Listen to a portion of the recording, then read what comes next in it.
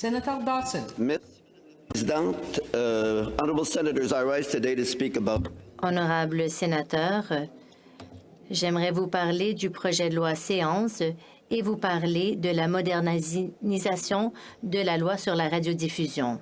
Comme vous le savez, il y avait la deuxième lecture en juin, mais on a déjà commencé l'étude et je suis prêt à aller de l'avant. Mettre à jour et à préparer l'avenir. Cela doit se faire d'une façon qui tient compte des réalités technologiques, des modèles d'affaires et des dynamiques en jeu dans le système canadien de radiodiffusion d'aujourd'hui. La loi doit établir un cadre réglementaire actualisé avec une orientation claire, les outils nécessaires et la souplesse requise pour maintenir sa pertinence. Bill C11 is part of a broader set of. Le projet de loi C11 fait partie d'un ensemble plus vaste d'initiatives mises de l'avant par le gouvernement pour créer un programme de politique numérique avant-gardiste, y compris la loi sur les nouvelles en ligne et l'engagement du gouvernement à aborder la sécurité en ligne. Le projet de loi C11 s'aligne sur d'autres lois et instruments législatifs, ainsi que sur la Charte canadienne des droits et libertés. Il aide également le Canada à respecter ses engagements internationaux, tels que la Convention de l'UNESCO sur la diversité des expressions culturelles et la Déclaration des Nations unies sur les droits des peuples autochtones. Loi sur la rediffusion de 1991. Cela doit être fait maintenant. That's what our artists.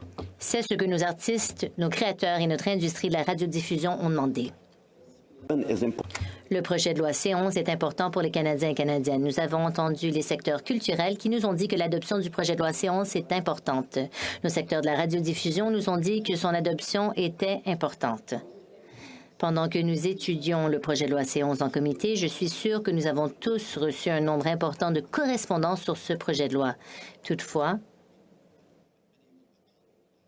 je voulais prendre un moment pour vous inviter à faire preuve de prudence et d'esprit critique.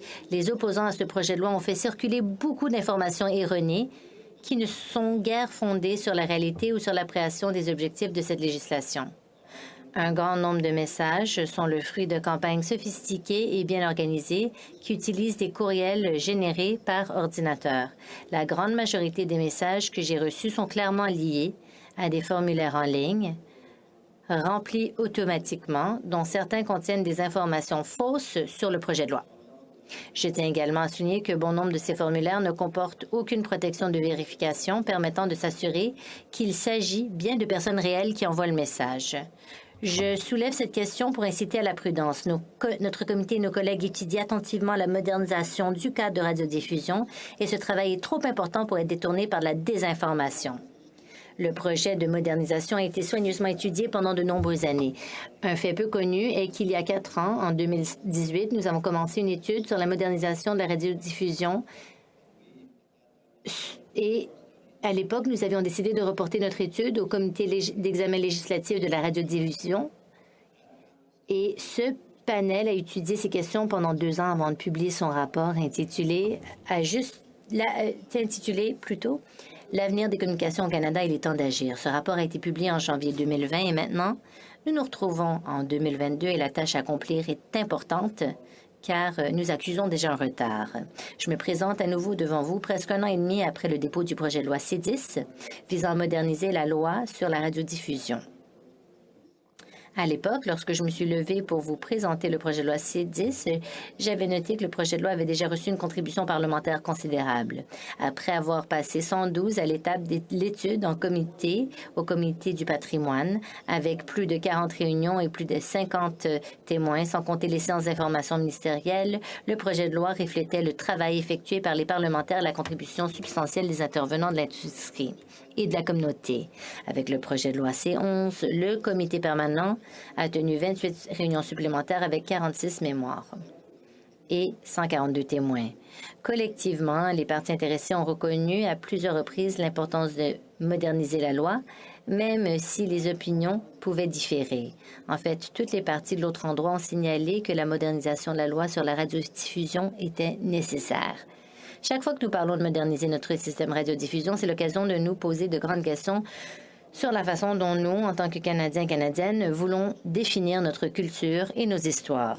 C'était la même chose en 91 et même en 1982. J'étais à l'autre endroit à l'époque. Comme vous le savez, ça fait longtemps que je suis ici.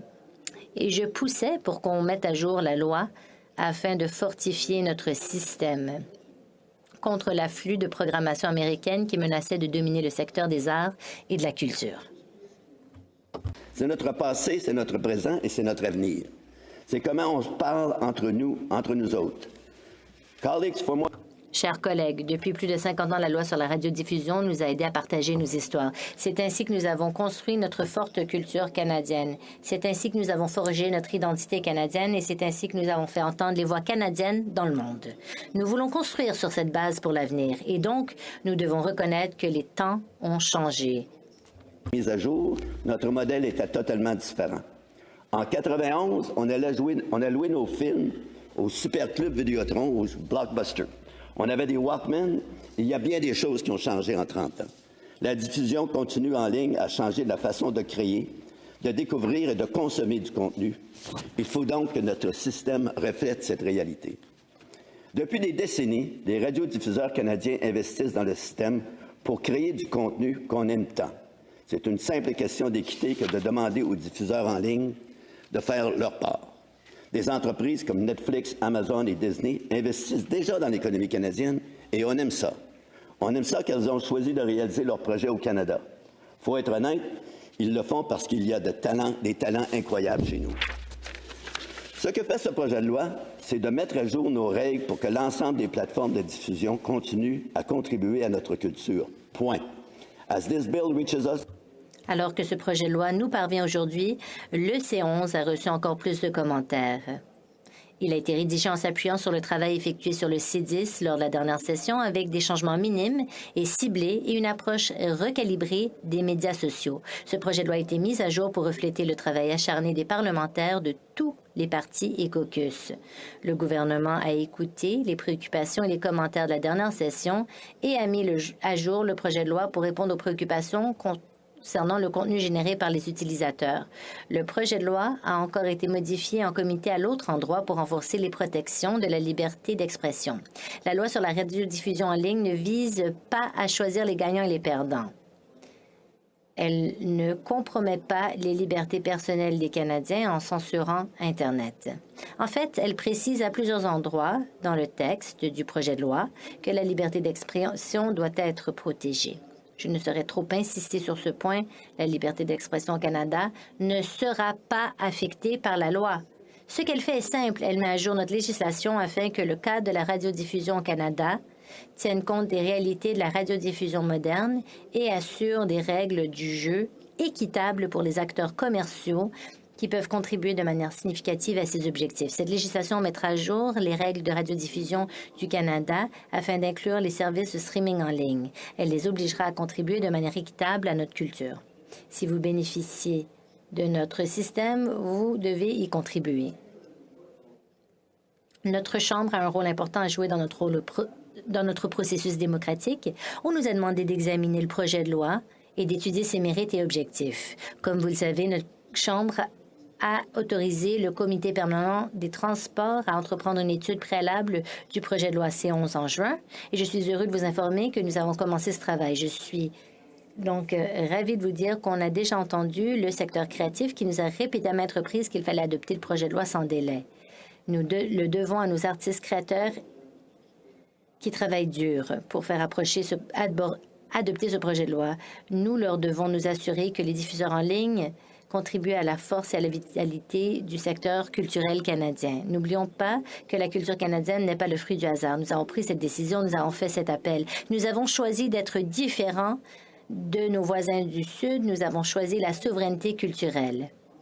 La loi sur la diffusion en ligne aborde de nombreuses questions importantes. La loi sert les intérêts du Canada et des Canadiens de plusieurs façons. Les radiodiffuseurs canadiens subissent des pertes financières parce qu'ils sont obligés de se battre sur un terrain de jeu réglementaire inégal. L'adoption de ce projet de loi est essentielle au maintien de l'écosystème de soutien de la culture, de la musique et des histoires canadiennes. Elle est nécessaire pour maintenir nos activités de production audiovisuelle et faire fonctionner nos industries. Les intervenants du secteur de la musique reconnaissent qu'il est essentiel de soutenir et de faire découvrir notre musique et nos chansons. Enfin, On y crée un espace dédié intentionnel au sein de notre système de radiodiffusion pour les communautés qui sont confrontées à une marginalisation systémique depuis trop longtemps. Prendre ce travail au sérieux implique de le faire correctement et le faire de toute urgence. Le problème est que notre cadre réglementaire est dépassé. Cela nuit à nos industries créatives, ne sert pas les intérêts du Canada et des Canadiens et limite notre capacité à atteindre les objectifs de la politique culturelle et de radiodiffusion que la loi sur la radiodiffusion est censée soutenir. Ces objectifs stratégiques contribuent à façonner notre culture canadienne. La perturbation numérique a eu lieu et notre législation doit s'adapter. La réalité est que la radiodiffusion a changé de façon spectaculaire depuis 1991. La perturbation numérique dans le secteur a entraîné des changements à un rythme sans précédent, accentués par la pandémie. Les services traditionnels de radio, de télévision et de câble sont toujours des acteurs importants dans le système. Mais, de nos jours, la plupart des Canadiens utilisent régulièrement des services de streaming en ligne comme Netflix, Spotify, Crave, CBC Gem, Club Illico et Discovery Plus pour écouter leurs chansons préférées, regarder des films et des émissions. Relativement peu d'importance sur le secteur à l'époque, qui était ce qu'il était utile de permettre à des services innovants de se développer. Dans ce qui était alors un secteur naissant, ce raisonnement n'est tout simplement plus valable. Il est temps que les services soient tenus de contribuer aux histoires canadiennes de la même manière que les radiodiffuseurs canadiens traditionnels le sont. More are coming, and these Il y en a qui s'en viennent. Les bibliothèques croissent. Le marché canadien est lucratif. Il est bon de faire des affaires ici au Canada. Les diffuseurs en ligne sont en concurrence directe avec les diffuseurs réglementés. Dans certains cas, raison des licences, le seul moyen pour les consommateurs canadiens de voir les séries les plus récentes et les plus populaires comme Bridgerton et Moon Knight est de passer par des services de diffusion en continu. Même Kim's Convenience, un contenu commandé par la CBC et regardé par les Canadiens sur des plateformes comme Netflix plutôt que sur des services canadiens comme Gem.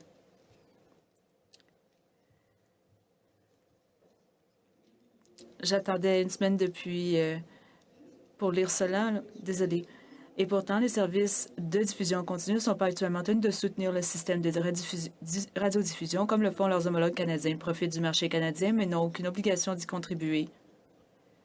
Il s'agit d'un problème qui nécessite une action urgente et auquel la loi sur la diffusion en continu en ligne s'adresse directement. Il ne s'agit pas d'une récupération rapide d'argent ou d'une punition pour ceux qui ont eu un succès dans un environnement non réglementé. Les Canadiens écoutent 2 milliards de chansons en une seule semaine. Les Canadiens, et je le répète, écoutent 2 milliards de chansons en une seule semaine en utilisant des services comme Spotify et Apple Music. Nous savons qu'il existe un marché pour la musique d'origine légitime au Canada, ce qui garantit que les créateurs sont payés lorsque leur musique est diffusée. Il s'agit de mettre à jour nos lois et règlements afin de fournir des règles pour notre système de radiodiffusion qui ont un sens aujourd'hui et pour demain. Il s'agit de fournir la certitude et la structure nécessaire à un futur durable. Les détracteurs de ce projet de loi nous ont dit que nous essayons de faire entrer des nouvelles technologies dans un modèle réglementaire dépassé. Cela ne pourrait pas être plus éloigné de la vérité. La loi sur la radiodiffusion en ligne moderniserait le système de radiodiffusion canadien en réalignant les priorités culturelles de notre pays en préparant le cadre à l'arrivée inévitable de nouvelles technologies. Et nous savons que les progrès technologiques peuvent se produire à la vitesse de l'éclair. Pensez-y, lorsque nous débattions du projet de loi C10 il y a seulement un an, TikTok était une plateforme très différente de ce qu'elle est aujourd'hui. Nous devons construire un système qui aura la souplesse nécessaire pour s'adapter aux nouvelles technologies. C'est ce que fait le projet de loi C11. Les radiodiffuseurs et les producteurs canadiens continuent à contribuer consciencieusement au secteur culturel du Canada. Nous ont dit qu'ils sont désavantagés par rapport aux entités qui existent en dehors de notre système de réglementation. J'ai écrit ceci en 1992, sujet de la modernisation de la radiodiffusion à l'époque. À moins que de nouvelles initiatives politiques ne soient introduites, l'industrie est en danger face aux nouvelles technologies et à la concurrence mondiale qui pourrait détruire l'infrastructure de la production d'émissions canadiennes. L'innovation technologique ne s'arrête pas. Nous sommes à nouveau confrontés aux défis des nouvelles technologies et de la concurrence mondiale et j'appelle à nouveau à la modernisation de notre régime réglementaire. Honorables sénateurs, nous sommes confrontés à une tâche importante. La correction de l'asymétrie réglementaire entre les entreprises de radiodiffusion traditionnelles et en ligne a été retardée depuis trop longtemps. Le processus de modernisation de la loi sur la radiodiffusion a donné un débat remarquable à de l'obstruction et des allégations déraisonnables de violations imaginaires de notre charte. Tout cela a masqué la véritable question. Cela suffit. Passer aux solutions.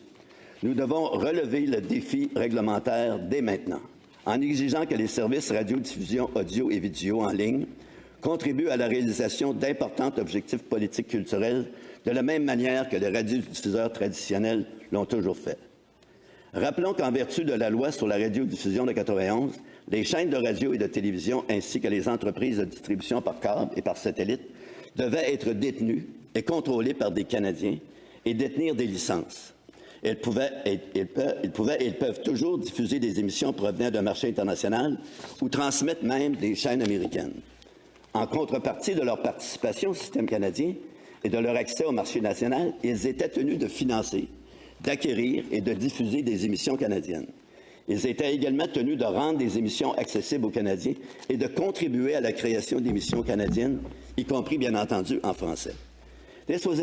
C'était intentionnel et cela a fonctionné. Notre système de radiodiffusion a vu une augmentation de la demande d'émissions canadiennes. Notre talent créatif s'est épanoui et nos industries culturelles ont vu des investissements prévisibles sur lesquels elles pouvaient planifier, construire et se développer.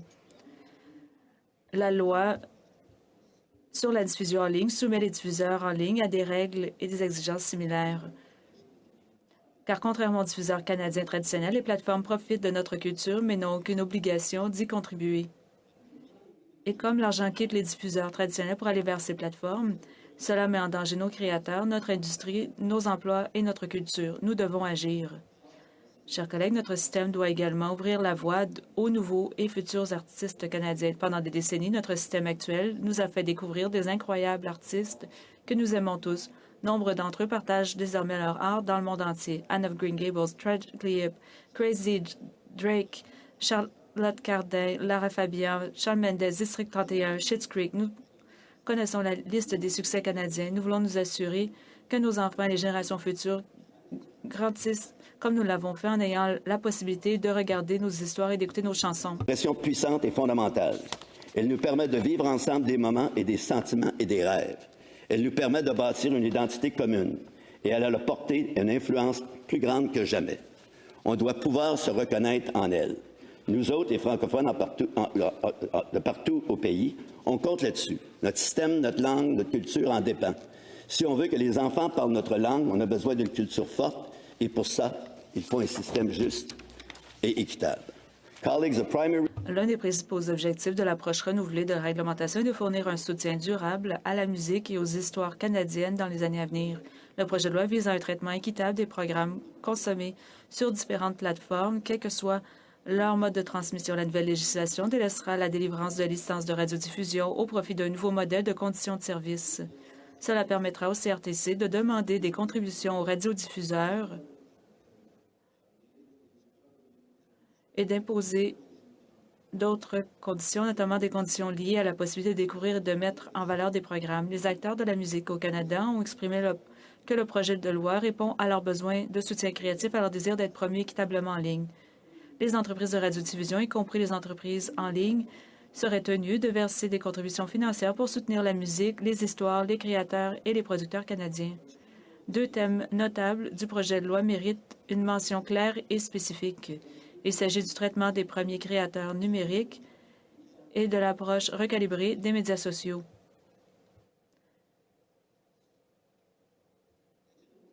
Les créateurs de première numérique ne seront jamais confrontés à des obligations en vertu de la loi sur la diffusion en ligne. En d'autres termes, un producteur de contenu audio ou audiovisuel qui est principalement produit destiné à la distribution en ligne en tant que contenu téléchargé par l'utilisateur sur des services de médias sociaux sera exclu.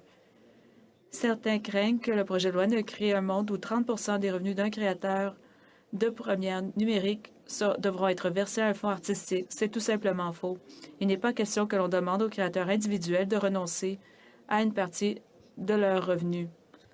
Nous avons été clairs depuis le début. Il est décevant que l'opposition continue à spéculer sur des hypothèses alarmantes de grande envergure qui ne se produiront tout simplement jamais. Des plateformes de médias sociaux devront peut-être contribuer, oui, mais les revenus des premiers créateurs numériques ne seront pas inclus dans le calcul des revenus des plateformes de médias sociaux aux fins de contribution financière. Le contenu des créateurs de première numérique ne sera pas soumis à d'obligations en matière de mise en valeur et de découverte. Malgré quelques des critiques virulentes sur cette question, les préoccupations des créateurs numériques canadiens ont été entendues. Ils nous ont dit qu'ils ne voulaient pas faire partie de ce nouveau cadre et seront exemptés. Je suis convaincu que l'orientation politique donnée au CRTC sera très claire à ce sujet. Une approche recalibrée aux médias sociaux par les Canadiens sur des revenus de médias sociaux comme Facebook et YouTube ne sera pas soumis à des obligations, sauf dans les circonstances clairement définies, comme les articles 4.2 de la loi. La loi sur la diffusion continue en ligne permet seulement au CRTC d'imposer des obligations aux services de médias sociaux qu'à la catégorie de contenu commercial, comme la musique commerciale. La législation prévoit 3 facteurs que le CRTC doit prendre en compte pour identifier les émissions commerciales. Il prendra en considération le montant des revenus générés par les émissions, s'il est offerte par d'autres diffuseurs ou qu'elle soit traditionnelle ou en ligne, comme Netflix ou Spotify, et si le contenu s'est vu attribuer un numéro de code normé international. Les émissions diffusées sur les médias sociaux qui ne génèrent pas de revenus pour le téléchargeur ou de le détenteur de droits ne seront jamais réglementées. La raison de l'inclusion de ces dispositions est simple. Une chanson de Céline Dion doit être traitée sur YouTube comme elle l'est sur Spotify. C'est vraiment simple. Nouvelle approche des médias sociaux répond aux préoccupations relatives à la liberté d'expression. En même temps, elle tient compte du fait que la musique est largement diffusée en ligne. De plus en plus, nous voyons des entreprises de médias sociaux diffuser du contenu commercial. YouTube Music en est un exemple. C'est pourquoi ce projet de loi comprend des mises à jour importantes qui ne porteront que sur les types de contenus commercial pertinents. En fait, une étude menée par Media Technology Monitor en 2020 a révélé qu'environ 2/3 des adultes canadiens ont utilisé YouTube pour écouter de la musique, ce qui dépasse les services musicaux spécialisés comme Apple Music et Spotify. Les modifications proposées dans la loi sur la diffusion en continu en ligne ne s'appliquera pas au contenu téléchargé par les utilisateurs ou aux utilisateurs eux-mêmes. Elles ne s'appliqueront qu'au contenu commercial basé sur ces critères spécifiques. Cela répond aux besoins des acteurs de la musique qui ont déclaré que les plateformes qui diffusent de la musique commerciale doivent contribuer au système. Le ministre a rencontré des créateurs de ce contenu sur les médias sociaux, notamment des YouTubeurs et d'autres créateurs numériques, et a entendu leurs préoccupations. Au Sénat, nous continuons à les écouter. Ces créateurs partagent un contenu incroyable avec des publics ici au Canada et dans le monde entier. Mais ce projet de loi ne les concerne pas et ne les obligera pas à faire quelque chose de nouveau. Et si je n'ai pas encore été parfaitement clair sur ce point, permettez-moi d'ajouter encore une fois que ce projet de loi aura franchi le processus parlementaire une fois qu'il aura franchi le processus parlementaire et reçu la sanction royale, il sera encore plus clair pour le régulateur par le biais d'une directive politique que cette législation ne touche pas les utilisateurs, mais uniquement les plateformes de diffusion continue en ligne. Les plateformes sont là, les utilisateurs n'y sont pas. Je veux être clair, cette loi ne contrôlera jamais ce que les Canadiens peuvent ou ne peuvent pas voir en ligne. Nous serons toujours en mesure de choisir ce que nous écoutons, ce que nous regardons. Les utilisateurs ne sont pas des diffuseurs, leur contenu ne sera pas réglementé. Le contenu d'un créateur en ligne individuel ne sera pas réglementé. Encore là, le principe est simple, les plateformes sont là, les utilisateurs ne le sont pas. La nouvelle approche des médias sociaux dans la loi fera en sorte que les services des médias sociaux contribuent au système canadien de radiodiffusion lorsque cela est approprié et équitable, tout en respectant les droits, les libertés et les choix des Canadiens. Pour mieux comprendre pourquoi il est urgent d'agir, examinons la réalité économique actuelle du secteur. La radiodiffusion est un moteur économique important qui soutient les industries créatives et l'identité culturelle en évolution du Canada. Ensemble, les secteurs canadiens de la radiodiffusion, du cinéma et de la vidéo et de la musique et de l'enregistrement sonore contribuent à hauteur de 14 milliards de dollars au PIB du Canada et à plus de 160 000 emplois en 2019. Le taux abonné aux services de diffusion en continu est passé de 6 à 78 % des Canadiens. Même si on limitait aux dernières années les services de diffusion en continu, ont connu une croissance rapide et substantielle de leurs revenus, alors que les radiodiffuseurs traditionnels ont vu leurs revenus diminuer. Ce n'est pas une surprise. Après tout, nous savons que le monde de la radiodiffusion a changé. En plus de cette nouvelle réalité, le secteur canadien de la radiodiffusion est confronté à des défis structurels à long terme. Sans intervention, les tendances actuelles du marché devraient entraîner une baisse de la production de contenu télévisuel canadien d'environ un demi-milliard de dollars au cours des 5 prochaines années. Cela signifie qu'il y aura 13 % moins de production télévisuelle canadienne en 2025 qu'en 2020. Et en 2020, nous avions déjà constaté une baisse de production de 3 à 20 millions de dollars par rapport au niveau de 2018. Nous avons appris de nos témoins en comité que, par exemple, pour la première fois, il y a plus de ménages au Québec avec des abonnements en ligne que de services de télévision traditionnels et que le marché de diffusion en continu en ligne est dominé de façon écrasante par des acteurs étrangers qui échappent au cadre réglementaire du Canada. Léger pour la disque, dont nous avons entendu, 60 % de la population québécoise cite la radio comme étant un outil de découverte musicale. Mais en même temps, 61 % des gens écoutent maintenant de la musique par le biais des services en ligne, services qui échappent à toute réglementation. Au Québec, 8 % des pistes écoutées sur les plateformes en ligne sont en français. Un soutien durable et à long terme du système est nécessaire pour assurer le succès continu des créateurs, producteurs et diffuseurs canadiens. C'est l'objet de cette modernisation. C'est ce que la loi sur la diffusion en continu en ligne permettra de réaliser. Le statu quo est inacceptable. La politique culturelle est un élément essentiel de cette législation. Assurer la viabilité continue du système canadien de radiodiffusion, c'est aussi assurer notre souveraineté culturelle. La culture peut jouer un rôle dans le processus de vérité et de réconciliation avec les peuples autochtones et dans la guérison. La diversité et l'inclusion sont des valeurs canadiennes et elles doivent être des éléments clés de notre politique culturelle. Il s'agit d'un pilier essentiel de la nouvelle loi sur la diffusion en continu en ligne. Sur la politique culturelle que la loi sur la diffusion en continu en ligne aborde. Améliorer l'équité de notre système de radiodiffusion signifie être plus inclusif, soutenir les gangs-pains des artistes et des créateurs canadiens et enrichir la vie des Canadiens qui veulent voir davantage à l'écran des contenus canadiens.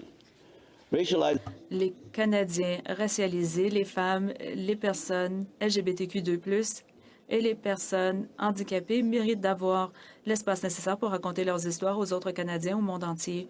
Les amendements adoptés par le comité à l'autre endroit consacrent davantage l'importance de refléter l'image de chacun dans notre système de radiodiffusion. Ce projet revendique cet espace et veille à ce que les plateformes de diffusion en continu en ligne contribuent à la culture canadienne. Les Canadiens sont soumis à un ensemble de règles pendant que les plateformes de diffusion en continu sont soumises à un autre ensemble de règles totalement différentes. Cette législation offre des gains réels aux Canadiens, notamment aux médias communautaires, aux nouvelles locales, aux productions de langue française, aux communautés racialisées, aux programmes en langage tierce et bien plus encore. Il est important de noter que ce projet de loi prend également des mesures pour garantir un espace dans notre système de radiodiffusion pour les récits et les langues autochtones. Ça devrait être équitable pour tout le monde. C'est exactement ce que veut faire la loi avec la diffusion en continu. Parce que si tu profites du système, tu contribues au système, point. Honorable sénateur, passons en revue le processus de ce qui se passera une fois que le projet de loi aura reçu la sanction royale. Le gouvernement émettra une orientation stratégique à l'intention du CRTC afin d'indiquer nos priorités lorsqu'il s'agira de mettre en place le nouveau cadre réglementaire. L'orientation stratégique a 2 objectifs principaux. Premièrement, elle mettra l'accent sur l'importance de la consultation et de la prise en compte spéciale des besoins de groupes en quête d'équité. Deuxièmement, l'orientation indiquera clairement les domaines où la réglementation est nécessaire, ainsi que les domaines où il faut faire preuve de prudence. Après la publication de l'orientation publique, toutes les parties prenantes, y compris les membres du public, auront amplement l'occasion de participer au processus réglementaire et de fournir leurs commentaires. Permettez-moi d'insister, nous mettons en place un processus réglementaire comme dans d'autres secteurs. Cela signifie qu'il y aura la publication de l'orientation politique proposée, suivie d'une consultation publique, puis de l'orientation politique finale.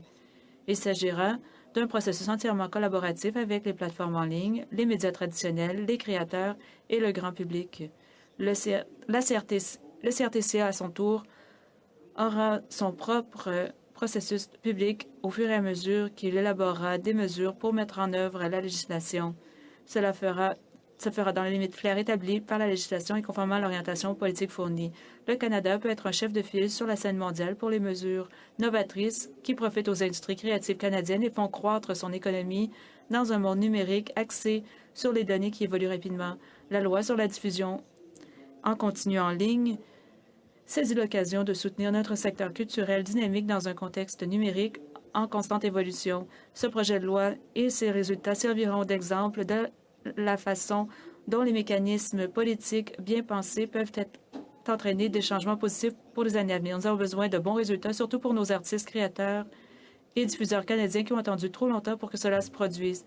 Le moment d'agir sur ces mesures est venu. Si certains critiques disent que nous essayons de nous concentrer sur une cible mouvante, c'est une idée fausse. Le gouvernement se tourne vers l'avenir, vers la façon dont il peut soutenir notre culture. Il ne se contente pas de maintenir le statu quo, mais le remet en question dans l'intérêt de nos créateurs canadiens. Je voudrais prendre quelques minutes pour clarifier ce que le projet de loi ne fait pas. La loi sur la diffusion en continu en ligne ne vise pas à réglementer l'Internet, n'affectera pas la capacité des Canadiens à utiliser l'Internet. Le projet de loi ne s'applique pas au contenu généré par les Canadiens sur leurs plateformes de médias sociaux préférées. Le CRTC n'a pas et n'aura pas le pouvoir ou la capacité de faire retirer le contenu d'un média social ou d'un site Web personnel. Ce n'est pas l'objectif de la loi. Le projet de loi C11 indique clairement que l'organisme de réglementation n'aura pas le pouvoir de réglementer l'utilisation quotidienne des médias sociaux par les Canadiens. Soyons clairs, le gouvernement ne réglementera pas les utilisateurs ou les créateurs en ligne par le biais du projet de loi ou d'une directive politique. La loi ne vise pas à censurer les vidéos personnelles, les messages sur les médias sociaux ou le discours politique, ni à les taxer. Elle concerne la culture canadienne et nos industries culturelles, pas les premiers créateurs numériques, pas les influenceurs, pas les utilisateurs. Seules les sociétés de diffusion en ligne elles-mêmes auront de nouvelles responsabilités en vertu de la loi. C'est l'objectif pour atteindre... C'est l'objectif et ce projet de loi permettra d'atteindre ces objectifs. Prenons l'exemple de services basés aux Philippines. Le Filipino Channel diffuse du contenu en tagalog et a été présenté comme un service populaire pour des centaines de milliers de Canadiens parlant le tagalog au pays. TFC. Je tiens à vous assurer à tous qu'un service comme TFC ne sera pas entravé par la loi et qu'il n'y a certainement rien dans cette loi qui pourrait amener la TFC à bloquer l'accès. Traiter tous les radiodiffuseurs de manière équitable, qu'il s'agisse de services de diffusion continue ou de radiodiffuseurs traditionnels. C'est notre objectif principal. Tout service utilisé par les distributeurs d'émissions commerciales, que ce soit dans nos foyers ou dans nos voitures ou dans nos poches, sera tenu à contribuer aux histoires et à la musique canadienne. The Online Streaming Act will bring... La loi amène bon nombre d'opportunités. Elle présente les défis d'arriver à une grande diversité et à assurer l'appui dans notre secteur de diversité. Pour offrir une plus grande diversité de perspectives et un soutien inclusif qui représente et s'aligne sur nos communautés et les Canadiens de diverses origines, nous devons voir un système de radiodiffusion qui reflète l'importance de la diversité et de l'inclusion. Le projet de loi C11 renforce notre système de radiodiffusion en incluant un objectif explicite de la politique de radiodiffusion exigeant qu'il inclue tous les Canadiens. Un autre objectif renforcé exige qu'une programmation accessible et sans obstacle soit fournie. La radiodiffusion est accessible et inclusive et ce n'est pas une réflexion après coup. D'inclusion, un des objectifs du projet est de mettre l'accent sur les voix diverses et marginalisées. Historiquement, ces voix ont été sous-représentées dans notre système de radiodiffusion. On veut étendre le choix de contenu pour tous les téléspectateurs et les auditeurs qui se retrouvent difficilement au contenu reflétant leur réalité. Pour atteindre cet objectif, le système de radiodiffusion doit soutenir et promouvoir des émissions et des créateurs issus de la communauté et d'origine diverse. Le broadcasting... ne peut actualiser le système de radiodiffusion sans s'assurer que tous les Canadiens issus de communautés et d'origines diverses puissent se voir reflétés et soutenus. Alors que certains se lamentent que des marchés de niche seront perdus, ce n'est pas vrai. La législation proposée fait de la place pour tous. Il cimente le fait que nous sommes un pays qui non seulement évite la diversité, mais l'encourage et soutient sa création. Elle modernise notre approche de la culture canadienne dans un monde de plus en plus numérique. Modifié pour assurer que la radiodiffusion au Canada évolue avec le cadre de l'espace nécessaire pour les Canadiens qui sont issus des communautés francophones, autochtones, racisées et qui représentent la diversité au nom de leurs antécédents ethnoculturels, leur statut socio-économique et leur aptitude et handicap. Leur orientation sexuelle et leur identité ou leur expression de genre, de leur âge, doivent toutes être représentées.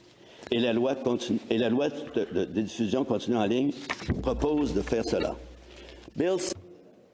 Le projet de loi enlève l'ancienne restriction à mesure que les ressources deviennent disponibles à cette fin, en ce qui concerne la fourniture d'une programmation reflétant les cultures autochtones du Canada, au sein de notre système de radiodiffusion. Je suis heureux que les amendements adoptés à l'autre endroit aillent plus loin en consacrant l'importance des histoires autochtones dans notre système de radiodiffusion. Cela fait longtemps que cela a dû être fait. Les nouvelles technologies et les plateformes peuvent contribuer à la revitalisation des langues autochtones. Je suis attristée par le fait que beaucoup de nos langues autochtones soient en voie d'extinction. Il est important de donner aux peuples autochtones la possibilité d'exercer leur souveraineté narrative et nous voulons revitaliser les langues autochtones. La modernisation de la loi prévoit des changements pour aider les peuples autochtones à raconter leurs histoires de leur point de vue et à se voir représentés dans notre système de radiodiffusion. Ce projet de loi souligne l'importance des services de production de radiodiffusion sous contrôle autochtone.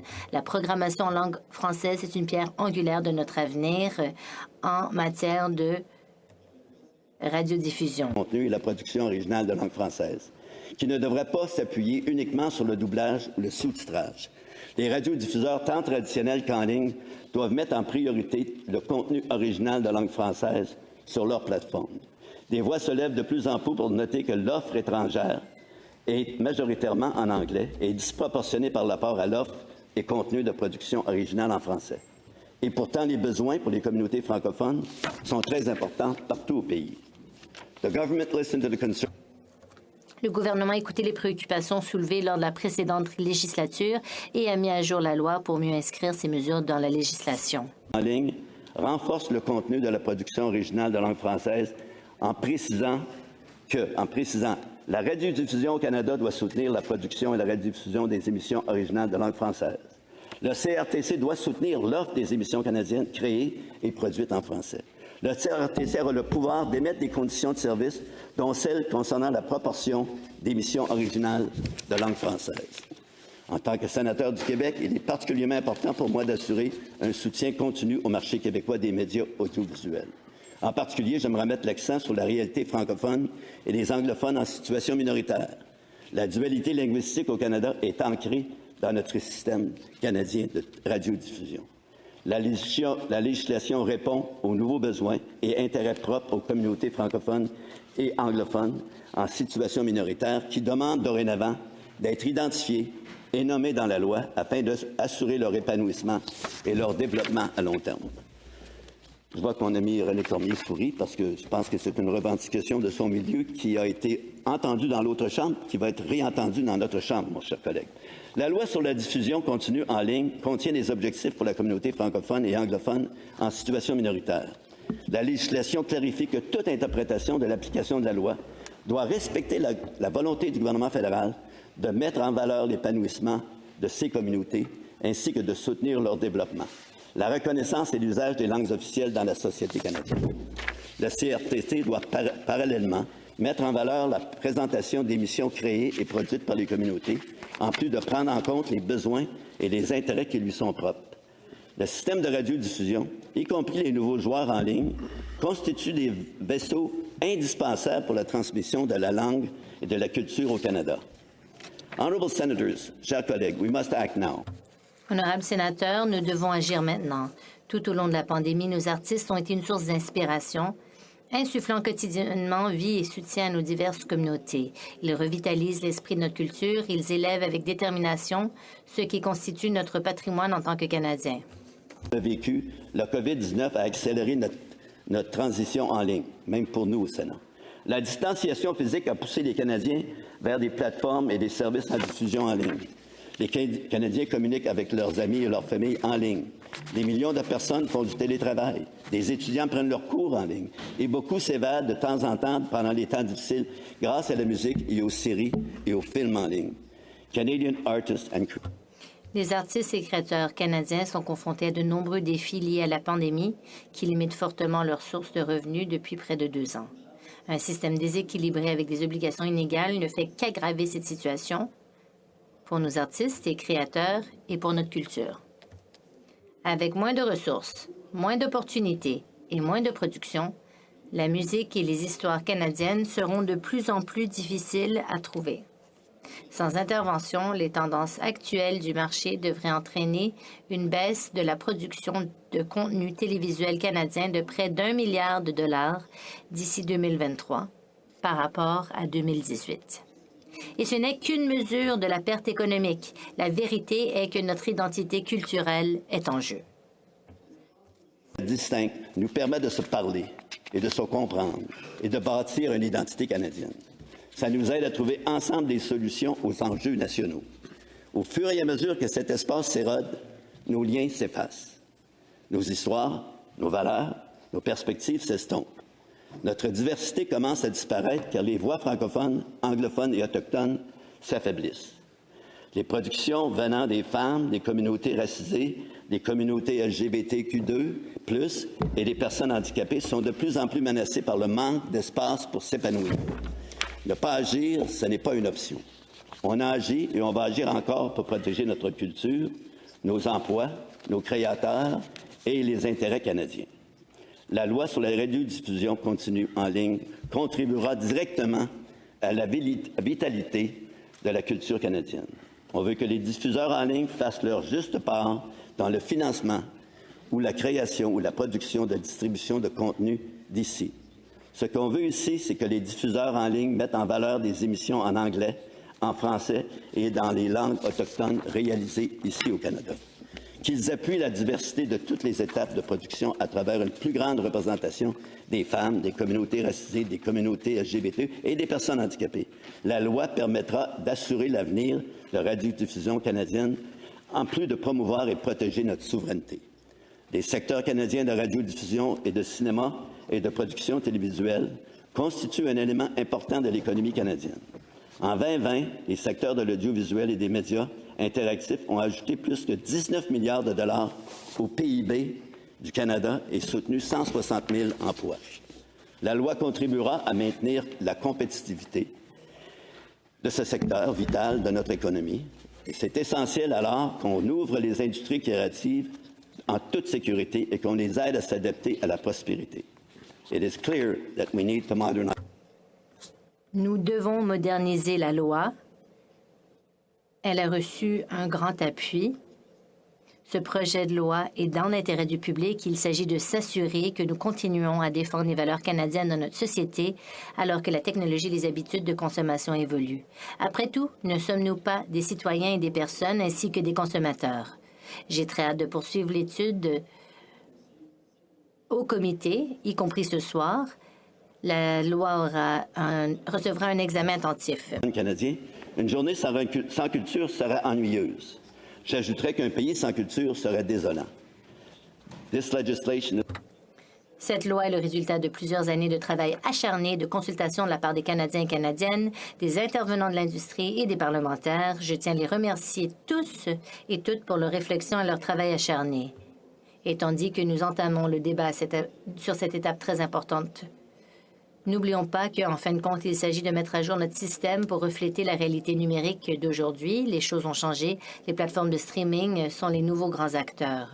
Ce nouveau projet de loi veille à ce que chacun contribue de manière similaire et équitable à notre culture. Les objectifs de notre politique culturelle et de notre système n'ont pas changé. Il s'agit d'équité. Il s'agit de créer de bons emplois pour la classe moyenne et dans le secteur culturel. Il s'agit de pouvoir façonner notre propre culture. Il s'agit de s'assurer que chacun puisse se reconnaître dans notre culture.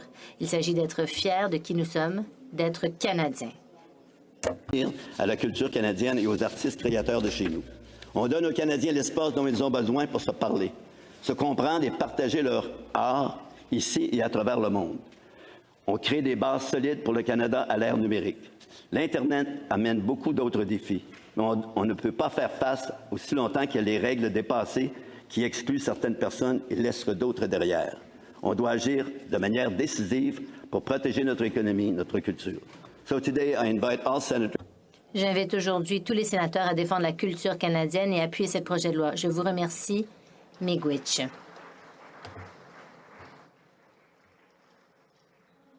Honorables sénateurs, le temps du sénateur Dawson est écoulé.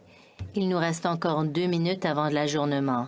Si vous êtes d'accord, il me reste le sénateur Tanis, la sénatrice Batters.